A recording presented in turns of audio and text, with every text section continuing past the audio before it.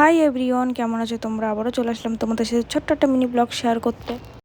আগের দিনে ব্লগে তোমরা তো দেখলে আমাদের ফ্লাইট ক্যান্সেল হয়ে গেছিলো। তারপরে ওই এয়ারপোর্টের পাশেই আমরা একটা রুম ভাড়া নিয়েছিলাম।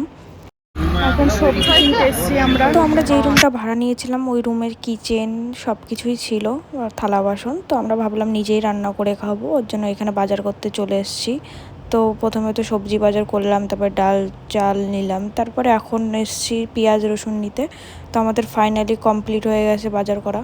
আমাদের কেনাকাটা বাজার করা ডান। আজকে রাত আর কালকে সকালের জন্য আমরা রান্না করে খাবো। আমাদের দিদি রান্না করবে, আমি কেটে দেবো, দুজনে মিলেমিশে রান্না করে খাবো।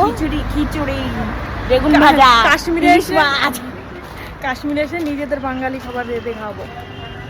তারপর আমরা কেনাকাটা কমপ্লিট করে রুমের দিকে যাচ্ছিলাম, তখন দেখলাম এটা কবরস্থান। প্রথমে এই কবরস্থানটা এত ফুল গাছ লাগানো, আমি দেখে ভাবলাম মনে এটা ফুলের বাগান, তারপরে দেখলাম না এটা কবরস্থান। তো তারপর আমরা রুমে এসে খাবার বসিয়ে দিলাম, কারণ এরপরে রাঁধতে গেলে অনেক রাত হয়ে যেত, ওর জন্য তাড়াতাড়ি রান্না বসিয়ে দিয়েছি আমরা।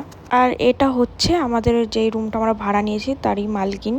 উনি মানে ওনার বাড়িটা নিজস্ব বাড়ি, তো উনি এক রুমে থাকে আর বাদ বাকি রুমগুলো সব ভাড়া দেয়।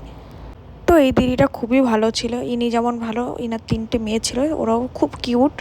তো তোমরা যদি কেউ কাশ্মীরে এসে কাশ্মীরি স্টাইলে থাকতে চাও তো ইনাদের রুমগুলো ভাড়া নিতে পারো।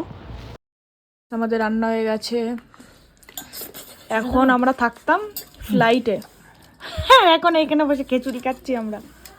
কিন্তু পিসি আমাদের খুব সুন্দর রান্না করেছে, শসা, ডিম ভাজা, বেগুন ভাজা, খিচুড়ি।